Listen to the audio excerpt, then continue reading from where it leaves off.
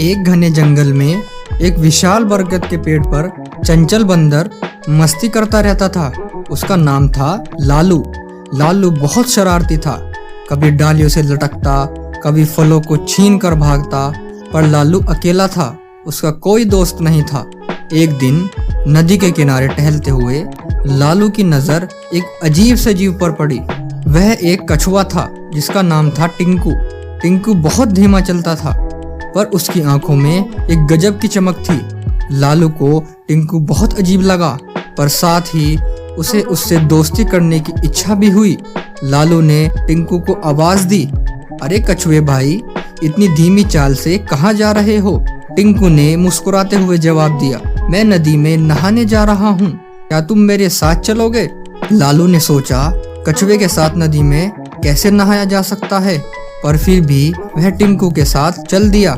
नदी किनारे पहुंचकर टिंकू ने लालू से कहा, तुम अपनी पूंछ से मेरी पीठ पकड़ लो, मैं तुम्हें नदी के बीच तक ले जाऊंगा। लालू को यह विचार बहुत मजेदार लगा। उसने टिंकू की पीठ अपनी पूंछ से पकड़ ली और टिंकू उसे नदी में ले गया। नदी के बीच में पहुंचकर लालू ने पूछा, अब कैसे नहाएंगे?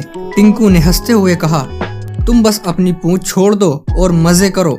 लालू ने अपनी पूंछ छोड़ी और पानी में कूद पड़ा। उसे पानी में तैरना बहुत अच्छा लगा।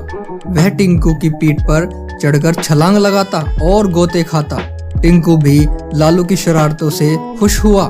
उसे लगा कि उसे एक सच्चा दोस्त मिल गया है। कुछ देर बाद लालू थक गया। उसने टिंकू से कहा, मुझे भूख लगी है, कुछ खाने को दो। टिंकू ने कहा, तुम मेरी पीठ पर बैठो, मैं तुम्हें एक ऐसे पेड़ पर ले चलूंगा जहाँ बहुत सारे फल हैं। टिंकू लालू को लेकर नदी के किनारे एक पेड़ पर गया। वहाँ बहुत सारे मीठे फल लगे थे। लालू ने जी भर कर फल खाए। फल खाकर लालू को नींद आने लगी। वह टिंकू की पीठ पर सो गया। टिंकू उसे धीरे धीरे अपने घर ले गया। टिंकू के घर एक छोटी सी गुफा थी जो नदी के किनारे बनी थी। गुफा के अंदर बहुत सारी सुंदर चीजें थी जो टिंकू ने खुद बनाई थी। लालू टिंकू के घर में बहुत खुश था। उसे लगा कि उसे एक सच्चा दोस्त और एक अच्छा घर मिल गया है। अगले दिन लालू और टिंकू फिर से नदी में नहाने गए। उन्होंने साथ में बहुत मस्ती की। टिंकू ने लालू को नदी के नीचे की दुनिया दिखाई। वहाँ बहुत सारी रंग बिरंगी मछलियाँ थी जो इधर उधर तैर रही थी। लालू ने कभी इतनी सुंदर मछलियाँ नहीं देखी थी। लालू और टिंकू रोज साथ में खेलते, नहाते और खाते। वे एक दूसरे के बिना एक पल भी नहीं रह सकते थे। एक दिन लालू खेलते खेलते एक शिकारी के जाल में फंस गया। वह बहुत डर गया। उसने जोर जोर से चिल्लाना शुरू किया। टिंकू ने लालू की आवाज सुनी। वह भाग कर आया और देखा कि लालू जाल में फंसा हुआ है। टिंकू ने सोचा कि लालू को कैसे बचाया जाए। उसने अपने दिमाग का इस्तेमाल किया और एक तरकीब निकाली। टिंकू ने जाल के पास जाकर अपने पैरों से जमीन खोदना शुरू किया। धीरे धीरे जाल ढीला होने लगा और लालू बाहर आ गया। लालू बहुत खुश था।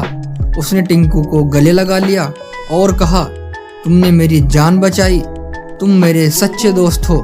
टिंकू ने मुस्कुराते हुए कहा, दोस्ती में यही तो होता है, एक दूसरे की मदद करना। लालू और टिंकू की दोस्ती की खबर पूरे जंगल में फैल गई। सभी जानवर उनकी दोस्ती की तारीफ करने लगे। लालू और टिंकू ने एक दूसरे से बहुत कुछ सीखा। लालू ने टिंकू से धैर्य और समझदारी सीखी। वहीं टिंकू ने लालू से चंचलता और मस्ती सीखी। वे हमेशा एक दूसरे के साथ रहे और अपनी दोस्ती को और भी मजबूत किया। उनकी दोस्ती की कहानी एक मिसाल बन गई जो सबको सिखाती है कि सच्ची दोस्ती में कोई भेदभाव नहीं होता।